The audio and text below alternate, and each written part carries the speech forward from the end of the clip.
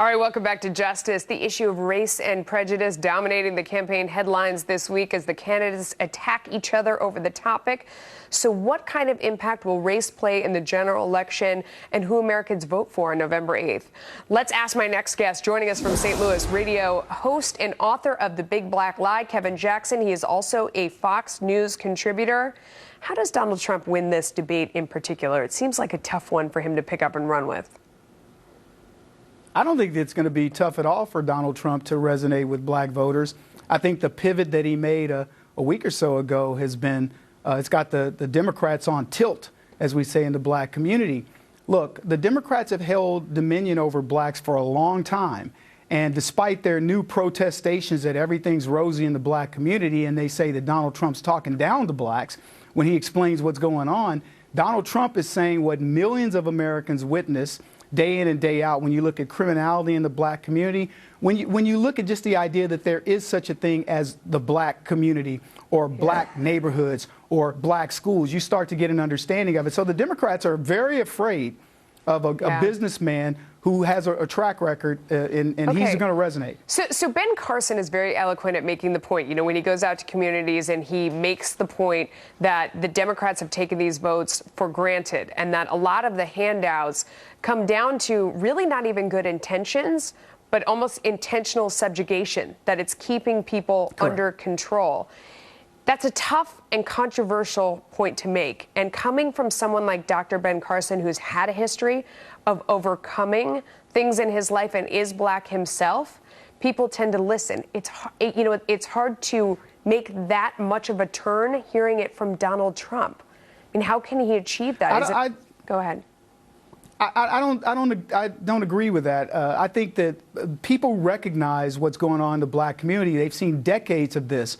If you look at all the statistics of blacks, and again, I watched Eugene Robinson talk about how great it was for blacks when Trump decides he wants to talk to blacks, and he talked about how many blacks are employed and all the great things. The Democrats can't have their cake and eat it too. They can't lament the plight of the black community when they're trying to address all the issues, and then when Donald Trump comes in, suddenly everything's roses. It's not roses.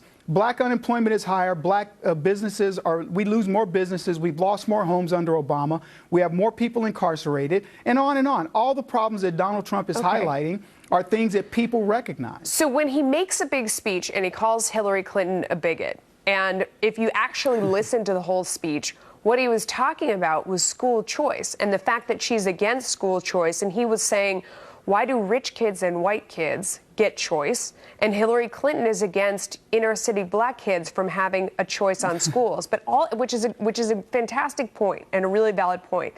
But all the media picked up on was the idea that he called her a bigot. Is it more effective to have people like Ben Carson, or like Sheriff Clark go to communities where they're known and talk to people and carry the same message, but do they hear it more from someone like that, someone of color and who's lived through it in the community? Well, the short answer would be sure. It's better to have people because unfortunately blacks have been trained to respond to other blacks. But if you think that Sheriff Clark and Ben Carson are well received in the black community, they're no better received than Donald Trump is anyway. Sheriff Clark? But everybody...